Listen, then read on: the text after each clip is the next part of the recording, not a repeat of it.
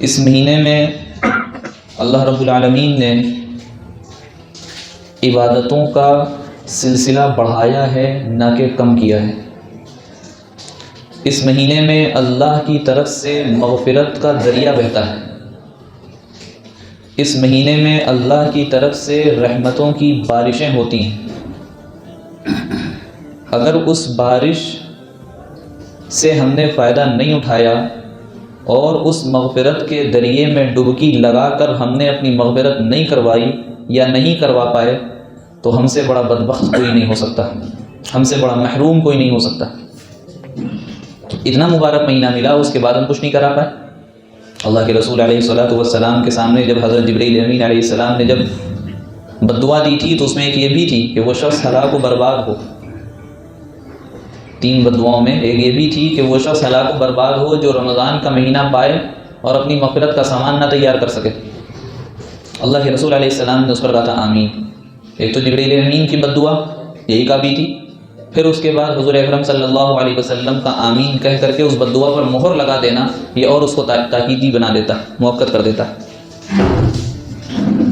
تو یہ برکتوں والا مہینہ ہے، یہ رحمتوں والا مہینہ ہے۔ اس میں 2 عبادتوں کو خاص طور سے ہائی لائٹ کیا گیا ہے، ایک روزے کی عبادت اور دوسری تراویح کی نماز، تراویح کی عبادت۔ روزوں کو اللہ نے فرض کیا ہے، تراویح کو رسول اللہ کی طرف سے سنت مؤکدہ قرار دیا گیا ہے۔ روزے کا مقصد کیا ہے؟ روزہ کیوں رکھنے کے لیے کہا گیا؟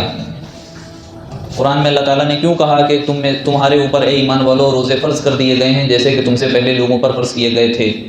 کیوں اللہ تعالیٰ نے یہ بات کہی؟ کیوں اللہ تعالیٰ نے کہا کہ فمن شہد منکم الشہر فلیصم، تم میں سے جو شخص رمضان کا مہینہ پائے اس کو چاہیے کہ روزے رکھے؟ کیوں اللہ نے بات کہی؟ ایسا کوئی مقصد ہوگا؟ مقصد بتایا کہ لعلکم تتقون، تاکہ تمہارے اندر تقوی پیدا ہو جائے۔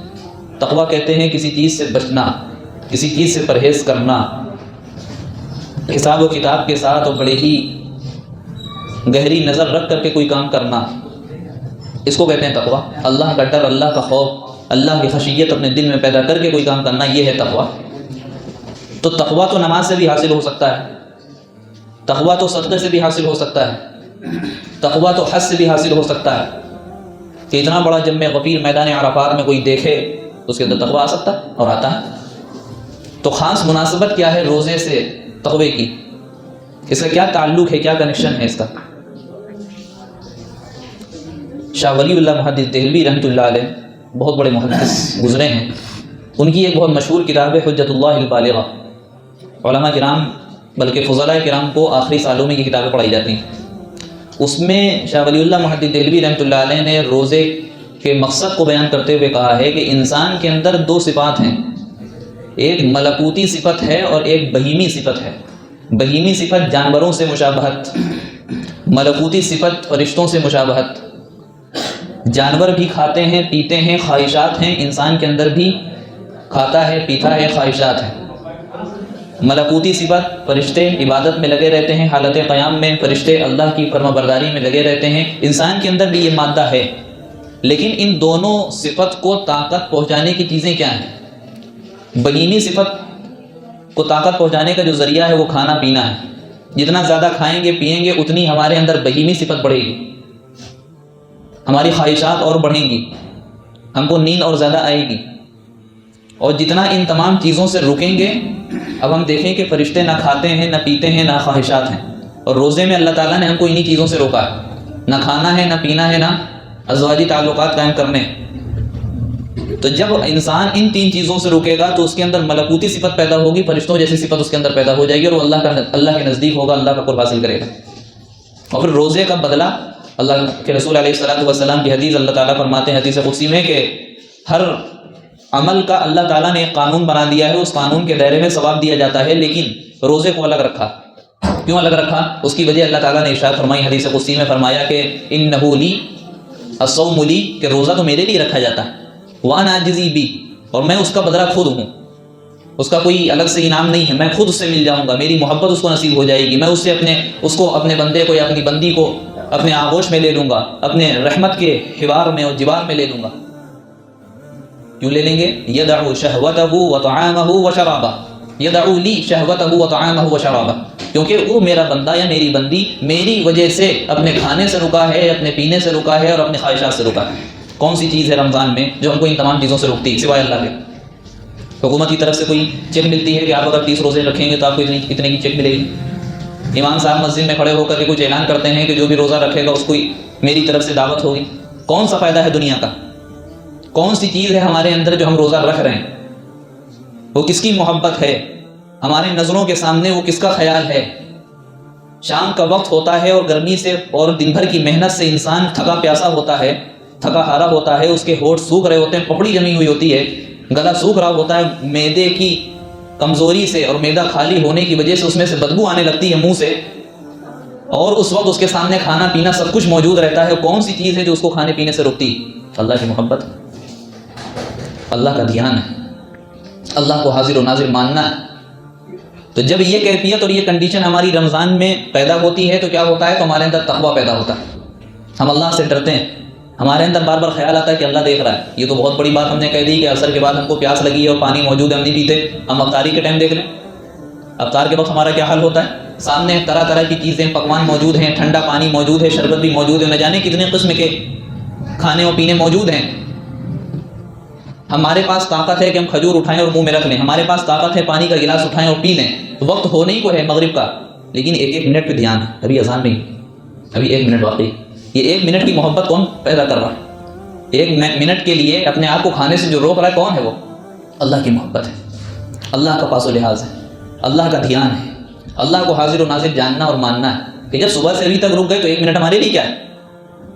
وہ اللہ کی محبت ہی ہے اور وہ تقویٰ ہی ہے جو ہم کو ان تمام چیزوں سے روکتا ہے۔ اس سے ہم کو دوسرا سبق یہ ملتا ہے کہ اگر ہم رمضان کے مہینے میں جائز چیزوں سے رک سکتے ہیں، کھانے پینے نفسانی خواہشات سے، تو غیر رمضان میں ہم ناجائز چیزوں سے کیوں نہیں رکھ سکتے؟ یہ تربیت کا مہینہ ہے، ہمارے نفس کی تربیت ہو رہی ہے پورے مہینہ۔ یہ نفس اور شیطان حقیقی بھائی ہیں، اور دونوں کی پیدائش، دونوں کی تخلیق اللہ تعالیٰ نے ایک ساتھ کی تھی، اور دونوں کا مشن، دونوں کا مقصد، دونوں کا ٹارگٹ ایک ہے کہ انسان کو اس کے منزل مقصود یعنی جنت سے گمراہ کرنا ہے، اس منزل سے ہٹانا ہے۔ شیطان کو قید کر دیا گیا، نفس ہمارے ساتھ لگا ہوا ہے، اور نفس کو اللہ تعالیٰ نے اس طریقے سے پیدا کیا ہے کہ نفس کی باتیں مانی جائیں گی تو یہ اتنا ہی بگڑے گا، نفس کی باتیں نہیں مانی جائیں گی، رد کی جائیں گی، یہ اتنا ہی سدھرے گا۔ بچہ ہے، ایک دن اس نے ضد کی ہم کو فلاں چیز لینی ہے، ہم نے اس کی ضد پوری کر دی، دوسرے دن مزید ضد کرے گا وہ۔ ہم یہ نہیں کہتے کہ اس کی کوئی بھی ضد نہ پوری کی جائے، لیکن ساری ضد بھی نہ پوری کی جائے بچوں کی، وہی یہ نفس ہے۔ اگر اس کی روزانہ بات مانی جائے، روزانہ اس کے تقاضے پر عمل کیا جائے، ہم کو نظر اٹھا کر کے کسی کو دیکھنا ہے، یہ نفس کہہ رہا ہے، لیکن ہم کیا کریں گے؟ اس کے خلاف کام کریں گے، ہم کو نہیں دیکھنا۔ نفس کہہ رہا ہے ابھی سوتے رہو، ہم کو اس کے خلاف کام کرنا نہیں، ہم کو مسجد جانا۔ یہ نفس کی تربیت کا مہینہ ہے۔ پھر سوال یہ پیدا ہوتا ہے اللہ تعالیٰ اتنی محبت کرتے ہیں اپنے بندوں سے، تو پھر کیوں اپنے بندوں اور بندیوں کو کہا کہ آپ 24 گھنٹوں میں سے باقاعدہ 13 گھنٹے، 14 گھنٹے، 15 گھنٹے بھوکے اور پیاسے رہیں؟ اللہ کو کیا پڑی تھی؟ اللہ تو محبت کرنے والے من و سلبہ نازل کر دیتے۔ رمضان کا مہینہ برکت اور رحمت کا مہینہ تھا، اللہ تعالیٰ مزید برکتیں دے دیتے، مزید انعامات کر دیتے، مزید کھانے پینے کی چیزیں فراہم کر دیتے، لیکن کھانے پینے سے رک گئے۔ اللہ تعالیٰ نے کھانے پینے سے روک دیا، ایسا کیوں ہے؟ اس کی مثال دی ہمارے بڑوں نے، فرمایا کہ بچہ جب بیمار پڑتا ہے تو اس کی والدہ جاتی ہیں ڈاکٹر کو دکھانے کے لیے، اور ڈاکٹر کڑوی دوا لکھ دیتے ہیں۔ جب گھر میں دوا پلانے کا نمبر آتا ہے تو بچہ بھاگتا ہے، والدہ اس کو سمجھاتی ہیں بیٹا پی لو پی لو، لیکن نہیں پیتا، کیوں؟ کڑوی ہے۔ جب کوئی چارہ کار نہیں بچتا تو والدہ کیا کرتی ہیں؟ اپنے بچے کو لٹاتی ہیں، اس کے ہاتھوں کو بھی پکڑتی ہیں، پیروں کو جکڑتی ہیں، ہل نہ پائے وہ اپنی جگہ سے۔ اب بچے کو سمجھ میں آ گیا کہ اب ہم کو دوا پلا کر کے ہی مانے گی میری والدہ، وہ رونے لگتا ہے، بلکنے لگتا ہے، گڑ گڑانے لگتا ہے، اور اپنی والدہ سے کہتا ہے کہ ہم کو دوا نہیں پینی۔ کیا ہم اس وقت یہ کہیں گے کہ والدہ کو اپنے بچے سے پیار نہیں ہے؟ اتنے رونے کی حالت میں تب بھی والدہ اس کو دوا پلا رہی ہیں، اتنے رونے کی حالت میں اس کو تکلیف دے رہی ہیں، کڑوی کڑوی دوا پلا رہی ہیں، والدہ کو اس کا مطلب محبت نہیں۔ ہم اس وقت یہ نہیں کہیں گے، والدہ کو تکلیف بہرحال ہوتی ہے کہ میرے بچے کو رونا پڑ رہا ہے کڑوی دوا کی وجہ سے، لیکن والدہ کی نظر اس کڑوی دوا کی کڑواہٹ پر نہیں ہوتی، بلکہ اس کڑوی دوا کے پینے کے نتیجے میں اللہ تعالیٰ جو شفا دینے والے ہیں اس شفا پر نظر ہوتی ہے۔ اسی طریقے سے اللہ تعالیٰ ہم کو دیکھتے ہیں کہ ہم پیاسے ہیں، اللہ تعالیٰ ہم کو دیکھتے ہیں کہ ہم جو ہے بھوکے ہیں، اللہ تعالیٰ دیکھتے ہیں کہ یہ تھکا ہوا بندہ ہے اور روزہ رکھنے سے جو ہے بڑی تکلیفوں کا سامنا کرنا پڑے گا، لیکن اللہ تعالیٰ اللہ کی نظر اس تکلیف پر نہیں ہوتی، اس تکلیف کے نتیجے میں جو لعلکم تتقون یعنی تقوی کی صفت پیدا ہونے والی ہے، اللہ کی نظر اس نتیجے پر ہوتی ہے، اللہ کی نظر اس نتیجے پر ہوتی ہے۔ اس وجہ سے اللہ تعالیٰ نے کہا کہ آپ روزہ رکھیں گے، ایمان والوں تم کو روزہ رکھنا ہے۔ جو بھی شخص رمضان کا مہینہ پالے اس کو چاہیے کہ وہ روزہ رکھے، اس کو چاہیے کہ وہ روزہ رکھے. یہ ہے تقویٰ پیدا ہونا، یہ ہے روزے کا مقصد. اس وجہ سے روزہ فرض کیا گیا تھا. اور جب اللہ کی طرف سے یہ آرڈر آ گیا تو ہم بغیر کسی چون چرا کے اس کو قبول کریں گے، تسلیم کریں گے. بغیر کسی چون چرا کے اس کو تسلیم کرنا یہ ایک بندہ اور ایک غلام کا حق ہے. اس کی ذمہ داری ہے کہ اس کو قبول کرے. حضرت عمر رضی اللہ عنہ سے ملاقات ہوئی حضرت ابی بن کعب رضی اللہ عنہ کی. حضرت عمر رضی اللہ عنہ نے پوچھا، تقوی کی تلقین بہت کی گئی ہے بار بار قرآن پاک میں، تقوی کسے کہتے ہیں؟ حضرت ابی بن کعب رضی اللہ عنہ کہتے ہیں کہ کیا آپ کبھی ایسے راستے سے گزرے ہیں جہاں ہر طرف جھاڑیاں ہی جھاڑیاں ہوں، کانٹے دار درخت لگے ہوئے ہوں اور راستہ بھی وہاں پہ تنگ ہو؟ حضرت عمر رضی اللہ عنہ کہتے ہیں جی ہاں بالکل گزرے ہیں، بارہا گزرنا ہوا ہے. تو پوچھا کہ آپ پھر وہاں سے کیسے گزرتے ہیں؟ ہم وہاں سے اس طریقے سے گزرتے ہیں کہ اپنے دامن کو سمیٹ لیتے ہیں کہ کہیں وہ کانٹے دار درخت ہمارے کپڑوں میں لگ کر کے ہمارے کپڑوں کو یا ہمارے جسم کو نقصان نہ پہنچا دیں، بڑے ہی بچ بچا کر کے نکل جاتے ہیں وہاں سے. فرمایا کہ یہی تقویٰ ہے کہ آپ نفس کے کانٹوں سے ایسے بچ کر کے نکل جائیں اور اللہ کی نافرمانی والے راستے سے بچ کر کے ایسے نکل جائیں کہ کوئی بھی نافرمانی کا داغ آپ کے دامن پہ نہ آنے پائے. یہی تقویٰ ہے. اور تقوی کے لیے فرما دیا کہ اللہ تعالیٰ نے جنت باقاعدہ بنائی، متقین کے لیے جنت بنائی. بلکہ روزے داروں کے لیے اللہ کے رسول علیہ السلام کی حدیث جو آپ کے سامنے پڑھی کہ فی الجنت ثمانیۃ ابواب وفیھا باب یسمى الریان لا يدخلہ الا الصائمون، کہ جنت کے 8 دروازے ہیں، ان 8 دروازوں میں سے ایک دروازہ ہے جس کا نام ریان ہے، اور اس ریان نامی دروازے سے صرف روزے دار داخل ہوں گے، کسی اور کی انٹری نہیں ہوگی وہاں پر. یہ روزے کی فضیلت ہے. یہ روزے کی فضیلت ہے کہ ہم جب روزہ رکھیں گے تو ہمارے اندر کیا پیدا ہو رہا ہے، اور جب ہم روزہ رکھیں گے تو ہم کو اس دنیا میں کیا ملے گا اور کل قیامت کے دن کیا ملے گا. اس دنیا میں کیا ملے گا اور کل قیامت کے دن کیا ملے گا. اور اگر ہم نے روزے چھوڑے تو پھر اللہ ہی ہماری حفاظت فرمائے. اللہ تعالیٰ کے گویا کہ فرض کردہ چیز سے ہم منہ موڑ رہے. اور چونکہ یہ اسلام کی بنیادوں میں سے ایک بنیاد ہے، اگر کوئی اس کا انکار کر دیتا ہے کہ روزے فرض نہیں ہیں، جو چاہے وہ رکھے، تو شخص وہ کافر ہے، کیونکہ اس نے اسلام کے ایک اہم حکم کا اور اللہ کے ایک فرض کی ہوئی چیز کا اس نے انکار کر دیا. اس وجہ سے وہ کافر کی لسٹ میں آ جائے گا. اور کافر ہونا کوئی معمولی چیز نہیں، گویا کہ وہ جنت میں داخل ہی نہیں ہوگا کبھی. ایک ہے گنہگار اور ایک ہے کافر، دونوں کا مقابلہ کچھ نہیں. گنہگار مسلمان کا عالم یہ ہے کہ وہ اپنے گناہوں کی سزا کاٹ کر کے ایک نہ ایک دن اللہ تعالیٰ اس کو جنت نصیب کریں گے اگر ایمان پر خاتمہ ہوا ہے. لیکن اگر کوئی شخص کفر کی حالت میں دنیا سے جاتا ہے تو اس سے کوئی سوال جواب کرنے کی ضرورت ہی نہیں. کیوں؟ کیونکہ اس کا خاتمہ ہی ایمان پر نہیں ہوا. اس کو ڈائریکٹ جہنم میں بھیج دیا جائے گا، پھر وہاں سے ایگزٹ کا دروازہ کوئی نہیں. پھر وہاں سے ایگزٹ کا دروازہ کوئی نہیں. لہٰذا اللہ تعالیٰ نے یہ جو روزے فرض کیے اس کا مقصد یہ تھا لعلکم تتقون، تاکہ ہمارے اندر تقوی کی صفت پیدا ہو جائے، ہمارے اندر اللہ کا پاس و لحاظ آ جائے، ہم اللہ سے ڈرنے لگیں، ہم اللہ کو حاضر و نازل جاننے لگیں. اگر ہمارے سامنے رمضان کے مہینے میں ایک اور چیز ہمارے اندر برائیاں پیدا ہو جاتی ہیں کہ رمضان کے مہینے میں اگر کعبۃ اللہ سے کوئی آئے، کعبۃ اللہ کا دیدار کر کے آئے اور مسجد نبوی کی زیارت کر کے آئے اور ہمارے سامنے کھجور کا تحفہ پیش کرے، زمزم کا پانی پیش کرے، ہم کیا کہیں گے؟ اس کو لے کر کے آنکھوں سے لگا سکتے ہیں، سر پہ رکھ سکتے ہیں، لیکن اس کو کھا نہیں سکتے. کیوں؟ روزے سے روزے سے ہیں، ہم نہیں کھا سکتے، ہم نہیں پی سکتے. برکت والی چیز ہے. مدینے کی ہواؤں نے اس کھجوروں کو جھلایا ہے اپنے دامن میں، تب بھی ہم نہیں پیئیں گے، تب بھی ہم نہیں کھائیں گے، تب بھی اس پانی کو نہیں پیئیں گے جو مکہ مکرمہ سے آیا تھا. کیوں نہیں پیئیں گے؟ کیونکہ ہم روزے سے ہیں. جب روزے کی حالت میں ہم متبرک چیزوں کو نہیں کھا سکتے، متبرک چیزوں کو نہیں پی سکتے، تو ہم روزے کی حالت میں جھوٹ کیوں بول رہے ہیں؟ روزے کی حالت میں ہم سود کیوں لے رہے ہیں؟ روزے کی حالت میں ہم غیبتیں کیوں کر رہے ہیں؟ روزے کی حالت میں ہم بہتان کیوں لگا رہے ہیں؟ روزے کی حالت میں ہم گال گلوچ کیوں کر رہے ہیں؟ روزے کی حالت میں دوسروں کے حق کو کیوں مار رہے ہیں؟ کیا حقوق العباد سے ہمارا کوئی تعلق نہیں؟ کیا حقوق اللہ سے ہمارا کوئی تعلق نہیں؟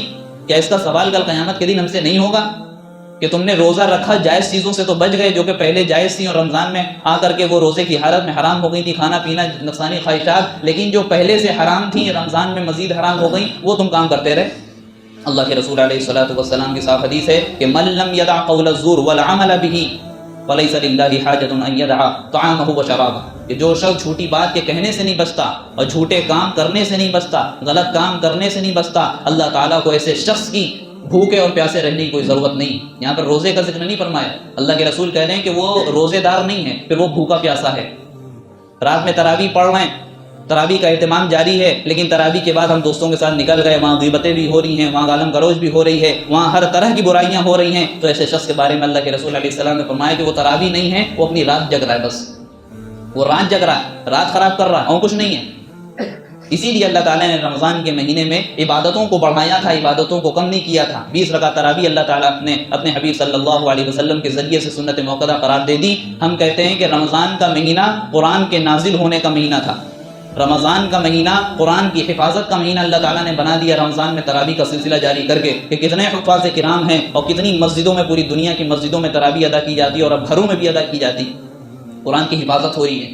پوری دنیا کی طاقت مل کر کے کوشش کر چکی، مزید کر رہی ہے بھی کہ قرآن کو ختم کر دیا جائے، لیکن ہمارے جو چھوٹے چھوٹے حفاظ کرام موجود ہیں ان کے سینوں میں اللہ تعالیٰ نے جو قرآن کو پیوست کر دیا ہے، یہ قرآن کی تبدیلی کرنے نہیں دیں گے، تبدیل ہونے نہیں دیں گے. اللہ تعالیٰ کا ایسا نظام ہے. لیکن ہم جیسے بدبختوں کی وجہ سے، کچھ لوگوں کی وجہ سے قرآن کے بے ادبی کا مہینہ ہم نے اس کو بنا دیا. کیسے؟